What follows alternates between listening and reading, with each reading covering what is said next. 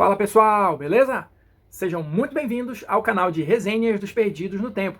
E hoje é dia da gente continuar aqui a nossa exploração capítulo a capítulo do Chaves da Torre, um cenário nacional publicado pela nossa editora parceira, a Caleidoscópio. Então, se você curtiu o livro, se liga aí na descrição do vídeo que tem uma dica bacana para vocês. A ideia aqui é a gente passar por todo o livro, e já estamos próximos do final, e selecionar os pontos mais importantes, mais relevantes, para dar uma ideia geral de qual é a pegada do jogo para vocês.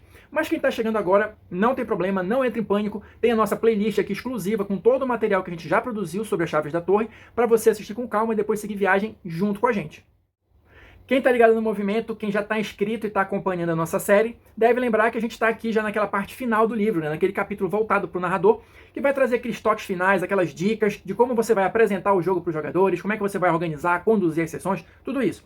Então hoje a gente vai conversar aqui sobre um tópico que o livro chama de Populando a Metrópole. Do que a gente vai tratar aqui basicamente? Olha só, o Chaves da Torre, de uma maneira geral, ele pode ser descrito como um cenário que está intimamente ligado com a ideia de conspiração. Você tem aquela torre misteriosa ali, que ninguém sabe direito o que ela faz, se ela que está puxando as cordinhas ali por trás de tudo que acontece, se sim, se não. É sempre aquele clima de desconfiança, de não entender direito o que está acontecendo, que é típico das conspirações. Então aqui o livro vai tentar apresentar algumas ideias de como você vai utilizar isso no jogo. Formas de você ir descortinando isso para os jogadores e também maneiras de você organizar na sua mente ali, e claro, transportar isso para o jogo, a sua própria versão da conspiração, vamos chamar assim. Então primeiro, ele vai falando aqui, olha, de uma possibilidade de construção de mundo suave e imersiva. Eu vou ler um trechinho aqui para vocês porque eu achei bem interessante, olha só. Não se sinta pressionado para descrever como tudo funciona e o motivo de tudo ser como é. O que as pessoas amarão na sua história é a experiência, a emoção sentida ao jogar. Construa os momentos de forma suave e imersiva, transmitindo a mensagem por trás de cada cena. E os jogadores também se sentirão parte da história. O mundo forma-se gradualmente a partir das emoções lançadas, imagem por imagem, cena a cena. Ou seja, isso eu acho particularmente interessante e útil para mim, porque assim, quando a gente tem cenários complexos, com várias camadas, com várias coisas, tramas dentro de tramas, tem que ter um equilíbrio ali, porque você não vai chegar e abrir o jogo, vamos falar assim, para os personagens, para os jogadores, e revelar todos os segredos do cenário. Então você tem que ir, de fato, construindo de uma maneira suave e imersiva. E nem mesmo como tudo funciona ali, mesmo em termos da lógica do próprio jogo. Qual é a hierarquia daquela metrópole? Quais são as organizações de poder que existem ali naquela cidade, naquela lacuna? Quem são os personagens principais? Quais são as relações entre eles? Os jogadores, em tese, não precisam começar a história já sabendo disso tudo. Então, eu entendo dessa maneira como ele coloca aqui. Você pode ir apresentando o cenário também de uma forma gradual, de uma forma mais tranquila. Isso acho que funciona melhor, com jogadores que estejam fazendo personagens que acabaram de chegar no mundo dos esquecidos, Então, isso aí propicia esse tipo de jogo, mas você pode combinar outra coisa com os seus jogadores, enfim. Mas eu acho esse tipo de abordagem mais interessante. Você ir, aos poucos, descobrindo tudo que aquele cenário pode te oferecer. Avançando aqui, o próximo tópico que o livro vai trazer, olha, é uma campanha, uma grande conspiração. Aqui, o que ele fala basicamente? Se você está jogando uma one shot, provavelmente você não vai querer adentrar muito nessa seara, porque é uma coisa que você precisaria de mais tempo para desenvolver. Mas se a ideia é jogar uma campanha, aí sim é interessante, porque a história vai acabar girando em torno do quê? Basicamente, pela busca do conhecimento sobre a torre, ou exploração do abismo, ou verdades esquecidas, esse tipo de coisa. Esses ganchos, esses motes, vamos chamar assim, eles aí estão ligados com a ideia da conspiração e a partir deles você pode ir descortinando ali as várias camadas de informações a respeito do jogo.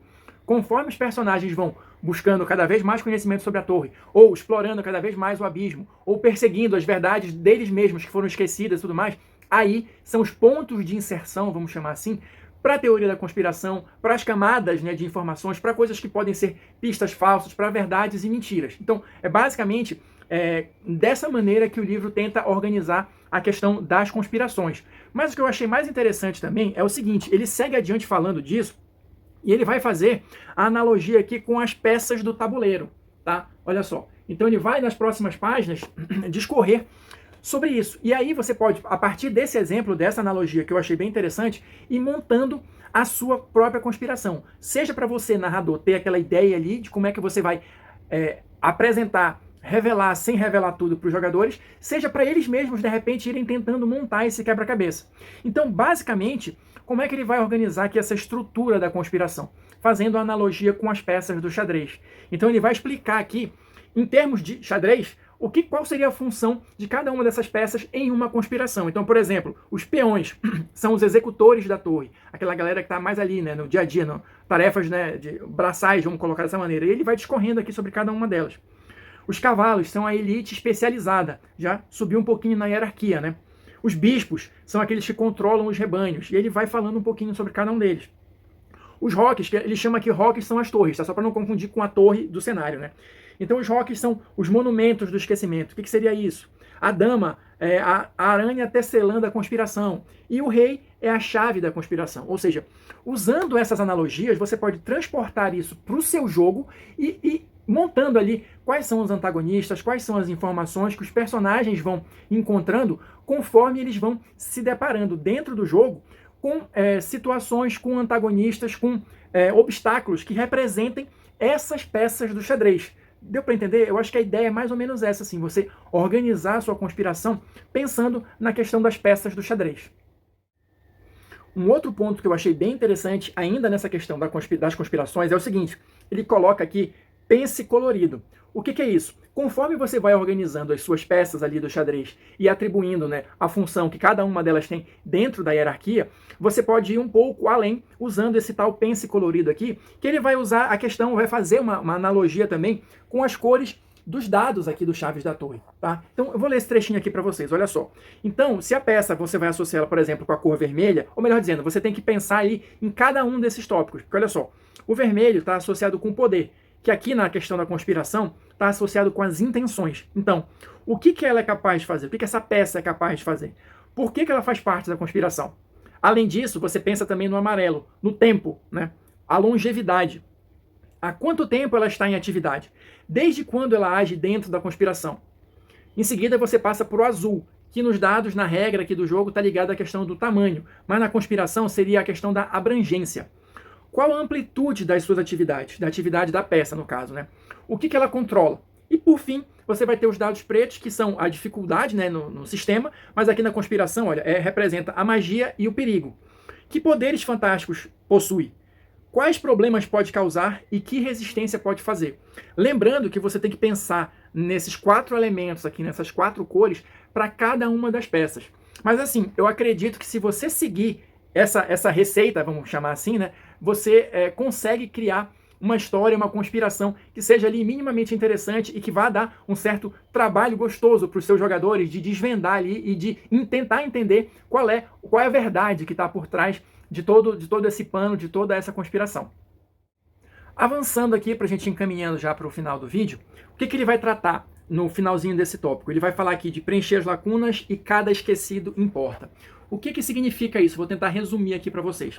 Claro, nem tudo que vai acontecer no seu jogo, nem todos os personagens, nem todas as situações, nem todas as cenas podem ou devem estar diretamente ligadas com a questão da conspiração. Você pode ter outras coisas ali que não vão estar dando nenhuma pista, nenhuma informação adicional a respeito da grande conspiração, mas que servem para você ir enriquecendo o cenário ou talvez desenvolvendo melhor os protagonistas, os personagens, tá? Então é nessa ideia que ele tenta trazer aqui, né, que o livro tenta trazer, é de criar um mundo que de fato esteja vivo ali. Nem tudo vai estar relacionado exatamente com o que os personagens estão investigando naquele exato momento, naquela história específica, mas podem ser utilizados futuramente, pode ser o início de um novo gancho, tá?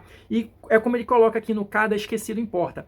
Em tese, não existe nada que você vá colocar ali que seja só para florear ali o cenário, para encher uma linguiça. Não.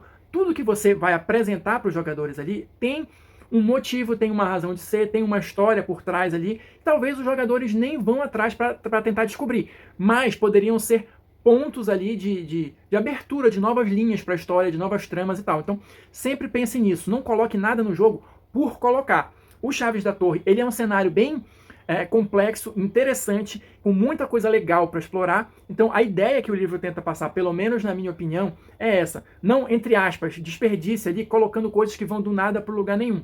Tente pensar sempre qual é a importância daquilo ali para o cenário, né? Caso os jogadores decidam explorar um pouco mais daquele ganchinho ali que você deixou. E para a gente fechar aqui esse vídeo, tem um último ponto que eu achei bem interessante que eles colocaram aqui, que é uma reflexão sobre fantasia, humanidade e maldade. Vou ler um trechinho aqui para vocês, olha só. Em As Chaves da Torre, buscamos justificar a maldade em um contexto fantástico.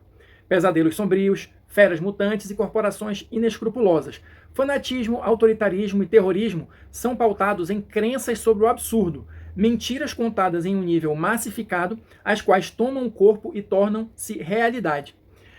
A ideia deles foi justamente colocar todas essas questões como antagônicas dos personagens, tá? E aí você vai ter os heróis, aqui entre aspas, do jogo lutando contra isso. Mas ele segue falando o seguinte, olha só.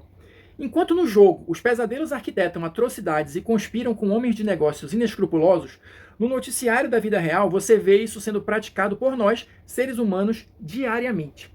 A humanidade, querido leitor, é o pior da escuridão e do abismo. Escolhemos o que será esquecido e abandonamos pessoas sem a necessidade de forças misteriosas ou fantásticas envolvidas. Aproveite o jogo para ir além da diversão, como uma oportunidade de refletir sobre o seu papel na sociedade e como você pode mudar a realidade dos invisíveis, os rejeitados, os abandonados e os tratados como alimento de forças maiores e inescrupulosas, condicionantes e manipuladoras de nossas práticas diárias.